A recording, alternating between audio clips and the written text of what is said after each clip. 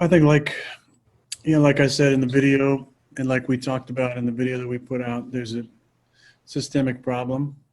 And until the problem is fixed, this is going to be an all too common sighting in this country. It's obviously hits home, being not far from Green Bay.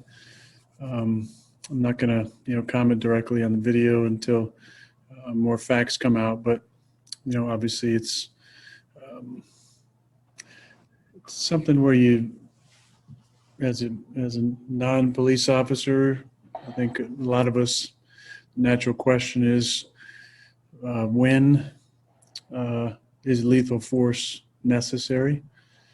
And again, I think that goes to a systematic problem that needs to be addressed at some point.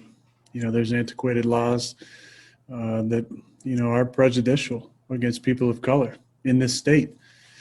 I think the governor and the folks, at the Capitol need to take a hard look at some of those systems that are in place.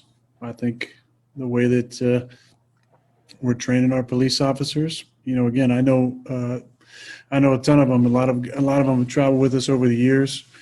I've been pulled over a couple times and had, nice interactions, which aren't the norm for everybody on the squad. But I have a lot of love and affection for those guys that I've seen on a regular basis here for 15 years. And, one action by a cop doesn't mean that every cop is unfit for duty or racist, but it gives them a bad name. It's a bad look. And, I hope that there can be cops who can speak out as we're speaking out about these things and be as disgusted as this unfortunate norm has become in our country. But it starts with the system that's in place, and until the system is changed, there's not going to be a whole lot of change. Chancellor, NBC 26. Hi, Aaron. Just piggybacking off of that, I saw obviously noticed you posted social posts, and the Packers did as well. I'm curious, over the past couple of months, what new perspective did you gain, or what did you learn regarding some of these social justice issues? Well, I've always tried to listen first, and listening involves being silent. I think there's too many opinions. There's an entitlement that comes with a lot of opinions. There's a lot of opinions and statements made out of emotion. And when you react first out of emotion, you lack the ability to listen. And I think in listening, you find that empathy. And it's only through empathy and understanding that you can truly, I think, have a better awareness about kind of what the actual issues are, being a white male. And that's what I've been trying to do for years.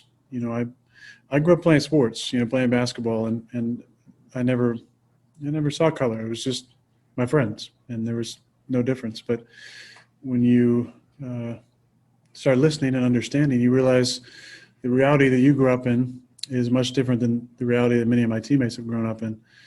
I think that's the first step towards educating yourself about what some of these issues are and the root of them.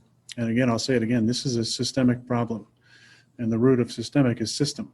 And until the systems change, there's not going to be a whole lot of change in this country. And that's where we need to start, I think, with the legislature and protocol, training.